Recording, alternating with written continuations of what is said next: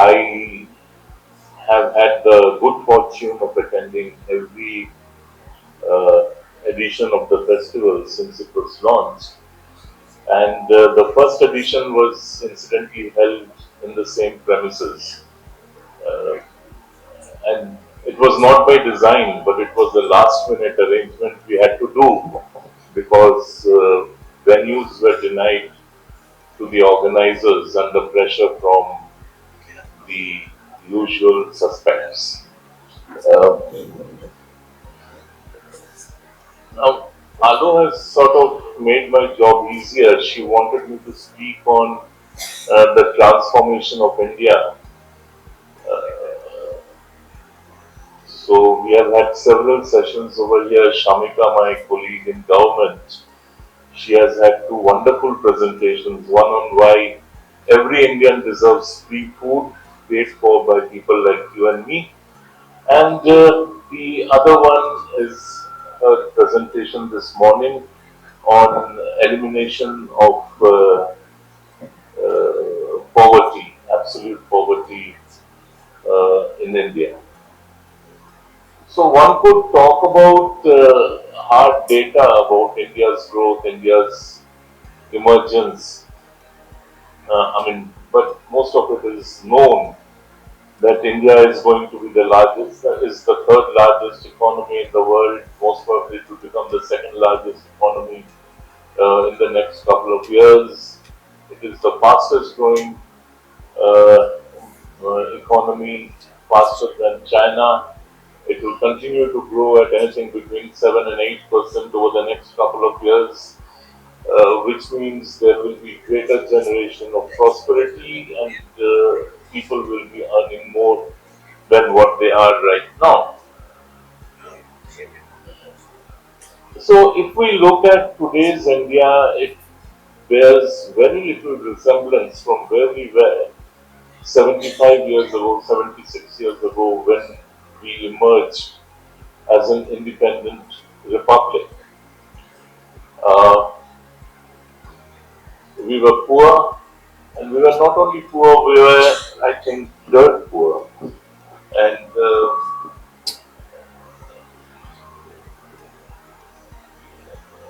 from there, we have come a long way.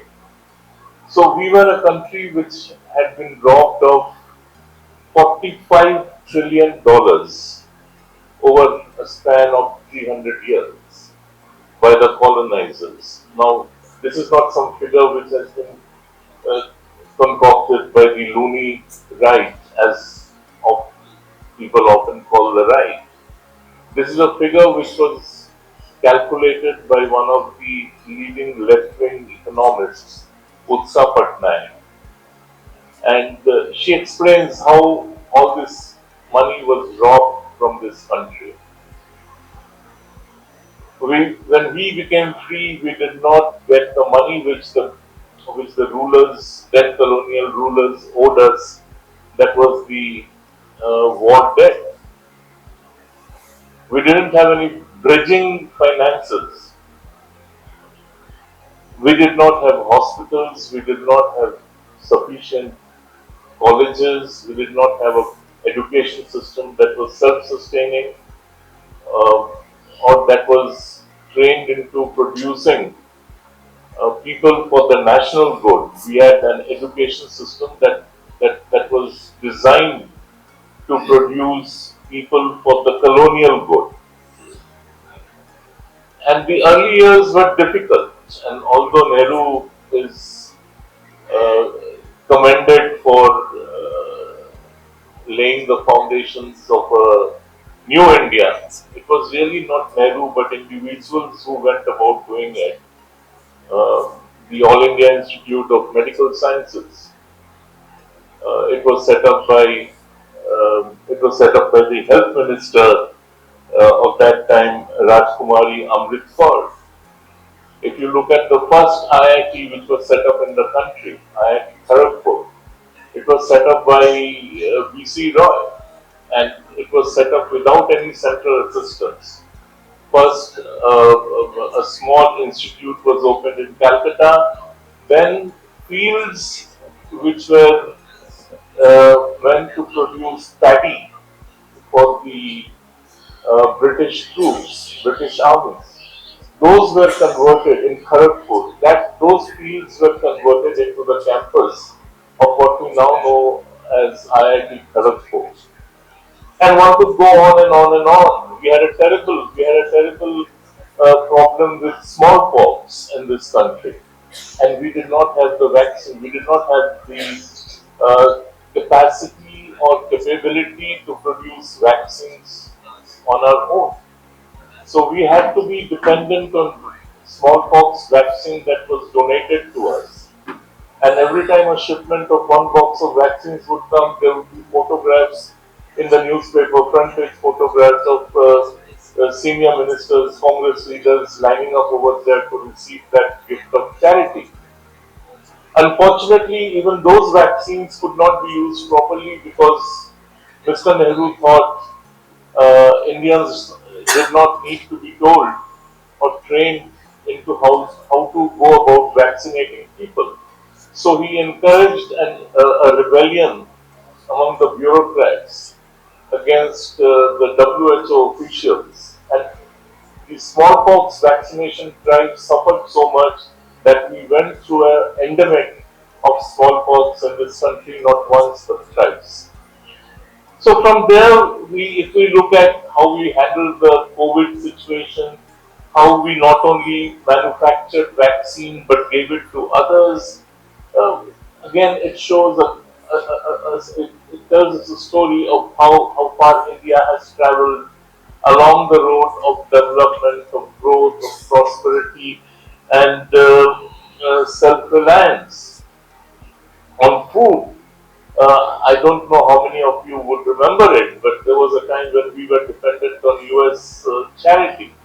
It was US wheat, which was meant for cattle feed, that would be shipped out to India, and it was under an American law called PL 480, and it was a ship to mouth existence that we had in this country till well into the early 70s when the quote unquote the green revolution happened, and since then, as Shamika explained yesterday, we now have a food index of 128. That means if we are consuming 100 units, we are producing 128 units.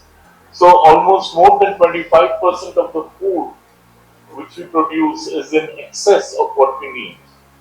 And that again is a story of India's prosperity, India's growth, India's development. So if we look at it in terms of economic growth, economic development, we have come a long way, a long journey, and we are no longer a slumdog country. We are no longer a Bhutananga Bharat. We are no longer a povertarian India. But the question which we should really be asking is whether we have been able to sort of also inculcate a sense of identity as to who are we. Who are we as Indians? Who are we as members of a dharmic group? Who are we as individuals? Who are we as families, as communities? And these questions, I think, have suffered enormously, and answers to them remain still out there because of the forced secularization that happened of India. And when I say forced secularization, I don't think before 1947 that sense of a fake secular identity as a nation existed. So what was done is that it was transplanted, it was grafted, but not through the first constitution, but during the emergency when it was grafted into the preamble, and then the activation happened much faster, although it began in 1952 itself. So if we look back, the Hindu personal laws were reformed, but other personal laws were left untouched. And the logic was Hindus would accept reform, but others won't. And therefore, because they won't, they need to be protected. Now that is a twisted logic. And that is why I say it was a forced secularization. And it never really worked because if you look at it and how it happened, Nehru brought in the Hindu personal law reforms. There were five major reforms. I'm not suggesting or debating the necessity of those reforms. That's a separate thing. We can talk about it separately. But it happened while Christian personal law, the Muslim personal law, those remained untouched. And then we see when Indira Gandhi becomes Prime Minister and she wants to bring in the adoption law, which would allow every Indian to adopt a child. And Islam prohibits adoption. So you had people running riot in the streets in opposition to the adoption law, adoption bill. And it was in response to the adoption bill that a monstrosity called Muslim Personal Law Board was set up. And the Muslim Personal Law Board was set up as an NGO, not as a government body, not as a quasi-government body, although they name themselves using words which are misleading. It conveys the impression as if it is a quasi-government body or a government body, which it isn't. Now, if we look further down the line, Rajiv Gandhi becomes Prime Minister. The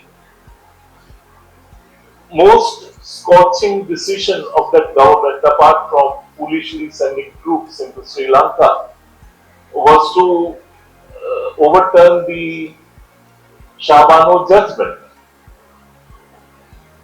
And again, the judgment was overturned because the government said Muslims are not going to accept the judgment. Therefore, their non-acceptance has to be protected and encoded through the Muslim Muslim women protection on divorce bill, which is again misleadingly named because what the bill serves to do is that a Muslim woman is being denied alimony and maintenance on divorce. And then that is followed by an uproar, and to counterbalance it, the locks on the disputed structure in Ayodhya are open, which in turn sets into motion a series of events that we collectively know as the Ayodhya movement. Now, where am I coming in from? The point which I'm trying to make is that when you have post-secularization, there will be a counter force of desecularization. When people will resist the post-secularization and they will opt for desecularization. And for the last 30, 40 odd years, what we have been witnessing is the desecularization of Indian society. Now, on the face of it, this may seem to be something very problematic, but what it has done is that it has sharpened the idea of Hindu aspirations, of Hindu political aspirations. And while doing that, it has also revived the debate of over who are we, what are we. And this idea of Hindutva that we now talk of gathers speed during this time, and because that reflects the larger concept, the popular concept of who are we and what are we. It brings together three different strains. It brings Hinduism, that is the religious strain. It brings into the fold cultural ideas, cultural identities, or broadly the culture of India, and it brings into the stream the idea of nationalism. So, hence you have the birth of Hindu cultural nationalism, although it is essentially a rebirth of this concept.